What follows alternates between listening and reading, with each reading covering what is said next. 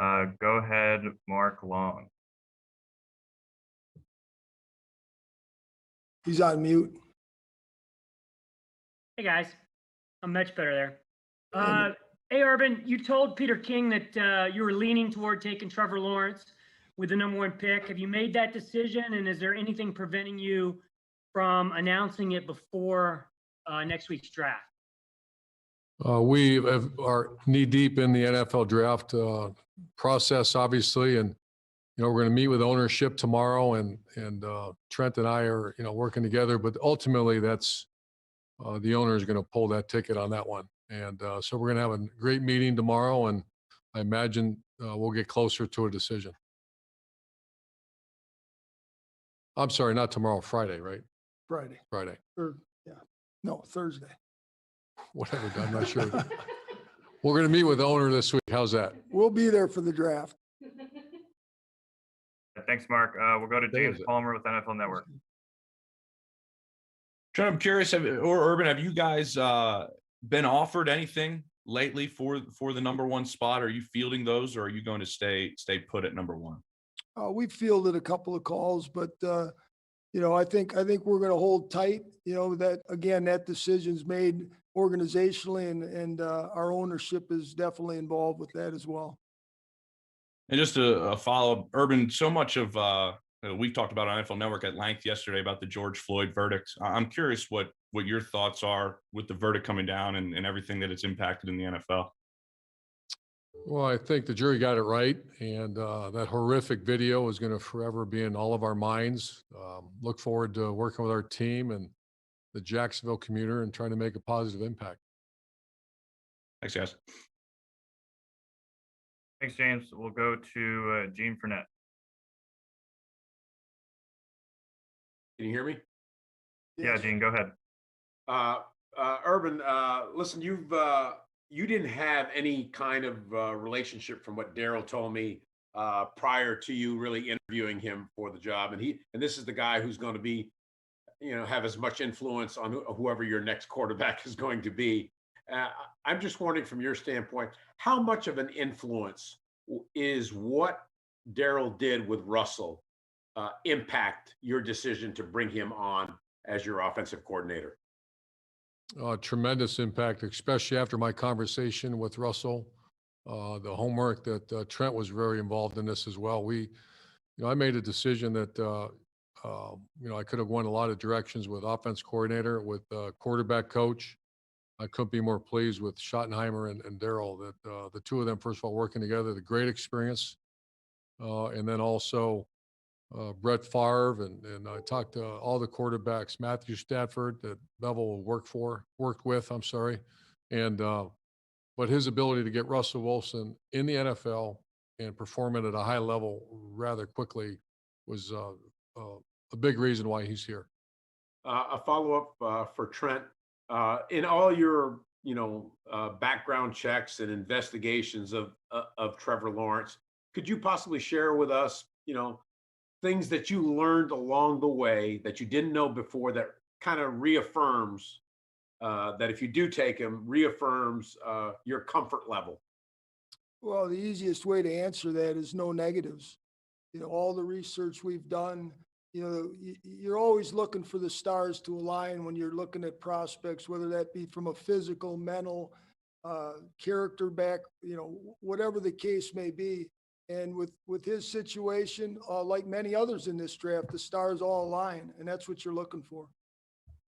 Thank you. Thanks, Gene. We'll go to Gary Smith. Thanks, fellas. At any point in the draft, when you guys make your decision, the 25th pick or in the later rounds, to go in, I'd like to comment on two positions, safety and tight end. Do you feel like the depth at that position, the pool of players available, will be enough that you'll get the guy you want? And I guess it was a long-winded way of saying, what do you think about the depth of tight end to safety in this draft? Well, I think when you look at the draft, you're looking at value. You're stacking the board based on the value of a player, not necessarily on need. If you do that, you tend to overvalue players, and you do that consistently, and you're not going to be in the game long. So what we try to do is just look at the player for what he is, stack the board for what it is, and let the board speak to us on draft day. And if there's a player there at a position of need and we have it valued that way, the decision would be to go with the need. Okay, thank you. Thanks, Gary. We'll go to Andy Staples. Kind of following up on that, Trent, because you've done this before, and then one for Urban because you haven't. Trent, you stack your board, but then obviously things change, and then you have very little time to make that decision. How is it difficult to remind yourself to trust your board when some things happen a couple picks ahead of you and it gets crazy? And then for Urban, how excited are you for this process? I mean, you've not been through the draft process before. Are you nervous about, a guy that you guys have been targeting getting picked right before you and then having to recalibrate?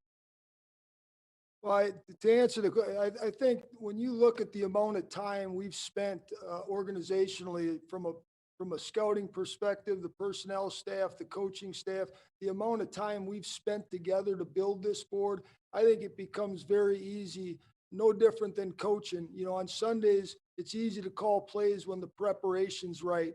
I think the same thing with the draft. I think we're going to be very prepared, feel very good about where we're at. So trusting that board, that's how you make a living. You got to trust it. When you don't trust it, that's when you make mistakes. So we feel very good about the preparation we've put into this, feel very good about where the board is. We're about 95% there.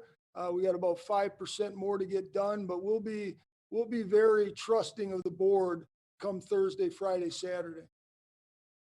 Yeah, to answer your question, Andy, I think Trent said it a second ago, and as a coach, I find myself always looking at need, and that's where you got to be cautious. You start chasing players instead of the whole idea of value is completely new to me, and that's something that I'm relying on. Joe Cullen and Bevel as coordinators, and Brian Snyder, who have extensive experience in the NFL, and then obviously Trent and his staff. So I'm a quick learner. I've been working at this now for about 3 months. And I can't imagine the last 3-4 weeks, this has been our entire life in that room, watching video, stacking the board. So trusting the board is key. I'm at the point almost there that I will trust it. But as a coach, I can see where we need this, and we need this. And that's where you get yourself in trouble. So it's been a great learning experience for me. And you ask your question, nervous. I'm nervous about everything. I think you know that. So Yeah. I'll ask you if it was fun afterward, like I did after your first Florida game. So, All right. Thanks, Andy. We'll go to Mia O'Brien. Hey there. Just curious. I know we already spoke about the number 1 pick, possible phone calls about that. I think people kind of forget that, 25 is also on the table. Trent, your experience trading up, trading down, Urban, you've obviously never been through this process. What are the conversations right now as far as that pick in particular? I think first and foremost, trust the board, and that's how, me in the position I'm in have always operated. It all depends on what happens in front of you. You never know what's going to happen. So your plan has to be fluid. If we're in a situation at 25 where the board says, you know what, let's trade back 2 or 3 spots, and that becomes available, that's an option, you pursue it. If not, you make the pick and you move on to the next pick. And just to follow up, Urban, as you're saying about, the urge to say, well, there's a need here. You guys have 4 picks in the top 65. With the holes on this roster as of now, do you feel that there is a need to make 4 selections within that first 65 picks? absolutely. I see that we not only have to make those picks, we got to add immediate value to our team. That's the way Trent, myself, and our coaching staff look. That's how important these picks are. So we're looking at these picks to make instant impact, especially those first 4 picks. Awesome. Thank you. Thanks, Mia. We'll go to Mike DeRocco. Urban, following up just a little bit on what Andy asked you, have you talked to guys about what the draft day experience is like? And I think maybe he was trying to get more at that. Like, how do you think you're going to feel? How do you think you're going to react while the draft is going on? I mean, it's 3 days, it's long, and especially, that first night. Yeah, I talk mostly. I've been talking to the guy to my left about we've had a couple dry runs. We're going to have a couple dry runs again. I'm a control nut and organizational nut, so I want to make sure that I want to know where people are sitting. I want to know what we're going to be looking at on the screens, and Trent's been great. And this is the first time this personnel of this organization going to do it. So we're going to be on point. And so at this point, we've had a couple dry runs, but we're going to go in great detail early next week about exactly how it takes place. And so I'll feel much better after that. And I'm curious what you guys might have thought about the Jags fans banding together to buy Trevor Lawrence a wedding gift, and then I guess $11,000 to donate to his charity of choice. I think it's awesome.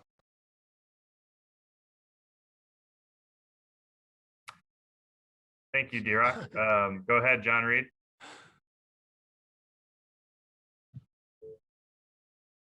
How you doing? This is for Coach.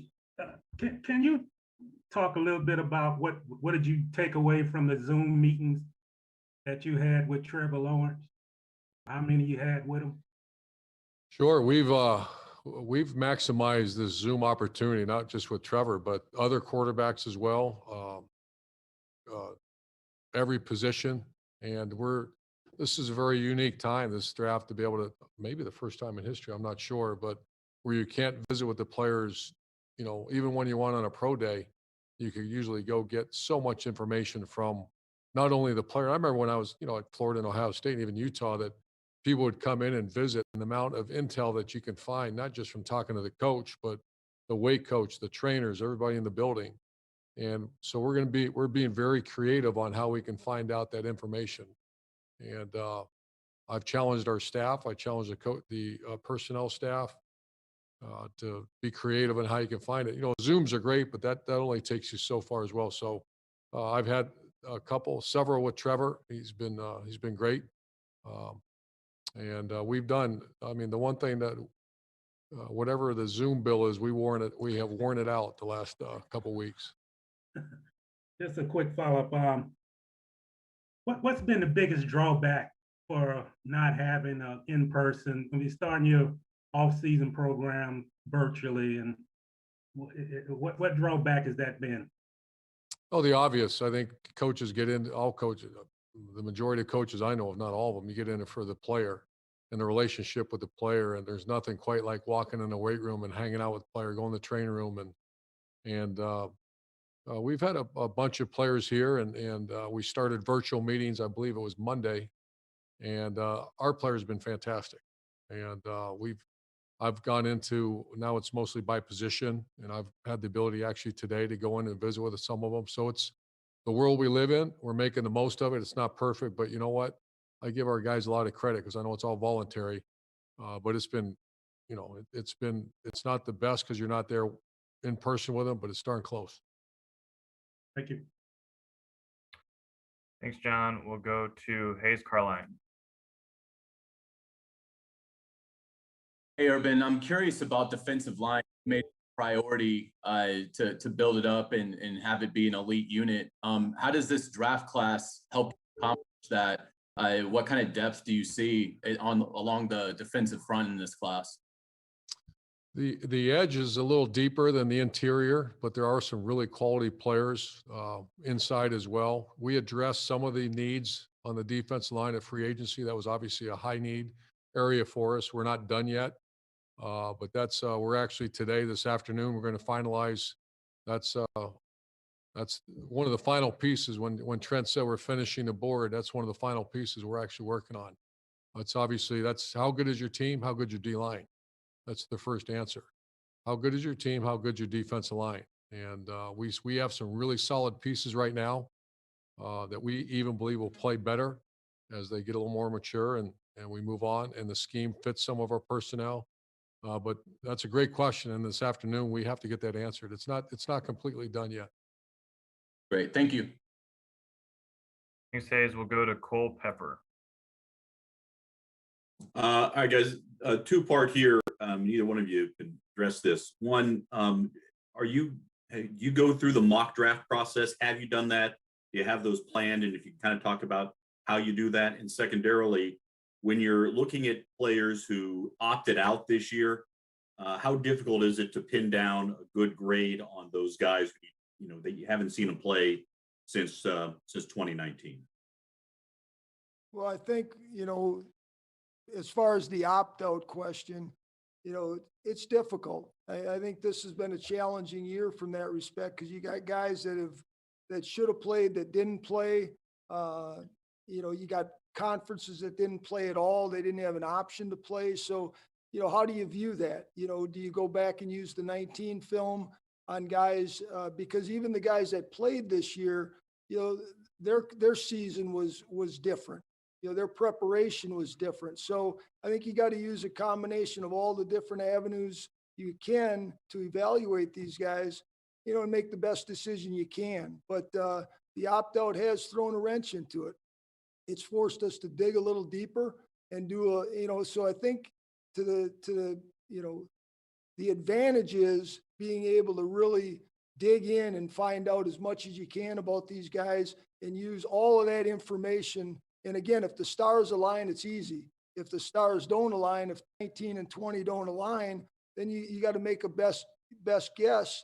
And that best guess is based on their culture, the mindset of the player, the competitive nature of the player, and those things. So there's just a lot that goes into making these decisions. And I think we've done an excellent job of exhausting all of our resources to come up with those.